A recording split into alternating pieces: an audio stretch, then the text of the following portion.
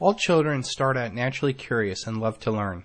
When they are sent to school, instead of learning, it is a repeated process of memorizing and regurgitating information.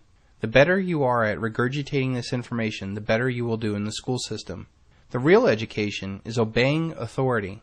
We are taught to ask permission. We are taught not to think outside the box. We are taught multiculturalism, drug, sex, and death education. We are taught to memorize, regurgitate information, an input-output process not unlike a computer or a slave. We are taught to respond to a bell, just like a factory floor. We are taught to keep our head down and just make it through the day. We are taught to lower our expectations, and that is just school. Outside of school, our communication is destroyed as people literally lose the ability to speak and relate to one another. Our financial education is one of slaves encouraging debt. Our political system is one of false choices. Our media is normalizing narcissistic behavior. We are not taught to develop critical thinking. We are not taught about debt-based money and the principles that our founding fathers fought for. We are not taught to cooperate and view each other as a team with individual talents and gifts. We are not taught to question authority or even the facts demanded of us. We are indoctrinated, not educated. Indoctrinated like little slaves. The secret of American schooling is that it does not teach the way children learn, nor is it supposed to. Schools were conceived to serve the economy and the social order rather than the kids and the families. That is why it's compulsory. As a consequence, the school cannot help anybody grow up, because its prime directive is to retard maturity. It does it by teaching that everything is difficult, that other people run our lives, that our neighbors are untrustworthy and even dangerous. School is the first impression children get of society. Because first impressions are often the most decisive ones, school imprints kids with fear, suspicion of one another, and certain addictions for life. It ambushes natural intuition, faith, and love of adventure, wiping these out in favor of gospel of rational procedure and rational management. Between 1906 and 1920, a handful of world-famous industrialists and financiers together in their own private foundations handpicked university administrators, House politicians, and spent more attention and more money towards forced schooling than the national government did. Andrew Carnegie and John D. Rockefeller spent more money than the government did between 1900 and 1920 on education. The system of modern schooling was constructed outside of the public eye and outside the public's representatives. In our dreams, people yield themselves with perfect docility to our molding hands. The present education conventions of intellectual and character education fade from their minds, and unhampered by tradition, we work our own goodwill upon a grateful and responsive folk.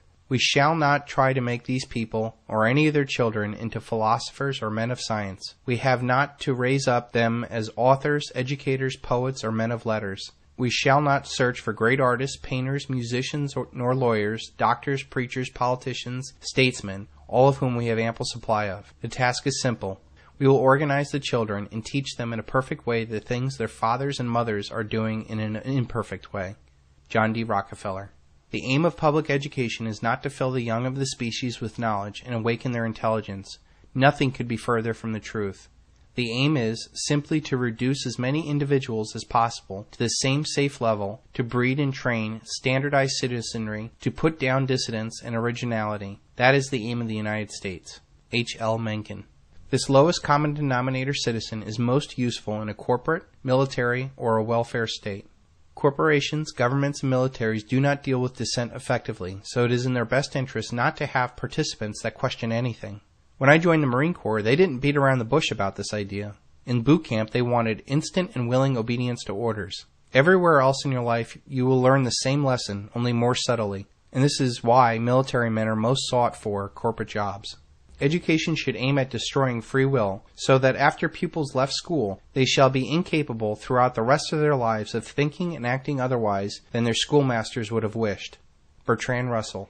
Our education system is centered on an input-output process of information. Our success or failure depends on our efficiency of taking what the teacher tells us and then regurgitating that same information onto an exam. Those that are able to blindly regurgitate information the best are rewarded with higher grades. They are told that they are smart, when in fact they are just thoroughly indoctrinated. This input-output process is no different than a computer or what a slave does. You give it a command, and it just does it, without question. This system was carefully created to mold us into what we are today. The masses blindly flow through this education system and naturally fit into centralized systems that want good, little, obedient workers who take orders without question. We all know that person who is very smart, or indoctrinated, that excels in a corporation, military, or government job, and yet they lack any real street smarts to see what's really going on in their lives. When you understand that their mind only functions on what they are told, it becomes clear to you that they are only able to be successful in a centralized system where taking orders is a way of life.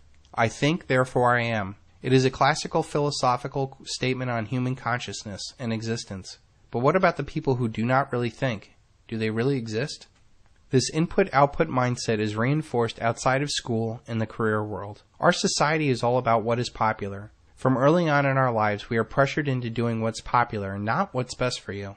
This is a way a collective gets individuals to sacrifice what is unique and special about themselves, to become the lowest common denominator in a group that really doesn't care about you at all. The most brilliant propagandist technique will yield no success unless one fundamental principle is born in the mind constantly. You must confine itself to a few points and repeat it to them over and over again. Joseph Goebbels.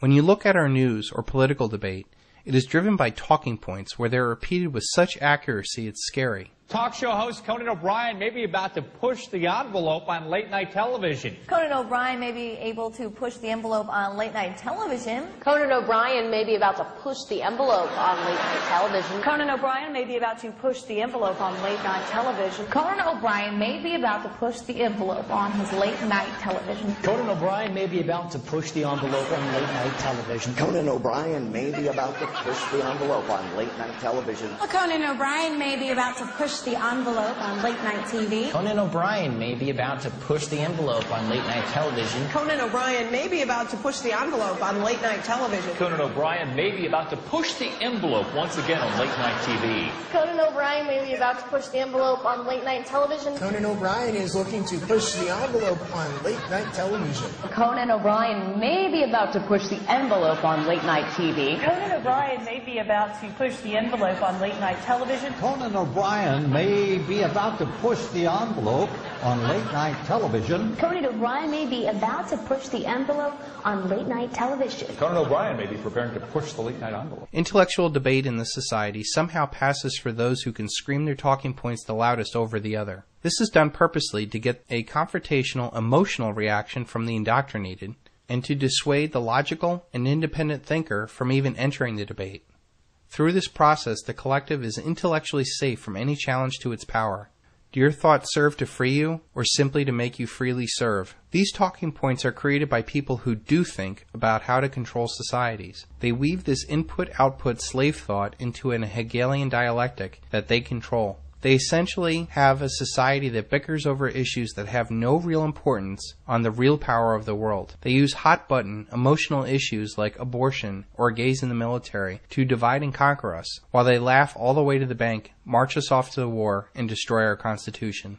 What about those of us who did not do well in this indoctrination environment? I was one of those kids that did not do very well in school. I knew from a very early age that what was being pumped into my head was not what was going to make me a better person. I knew that the most successful people that I knew did not have jobs or went along with the crowd. Yet our school teaches us to get jobs and do what we are told. I knew that our school system wanted me to learn about sex, drugs, death, multiculturalism, much more than issues that would have driven my success like economics, history, and psychology. They wanted me to drone on senseless and boring topics instead of inspiring me to a higher, better self through art, music, and philosophy. What they were really teaching me was to keep my head down and deal with their system. These days, those that are restless in this indoctrination environment run the risk of being drugged.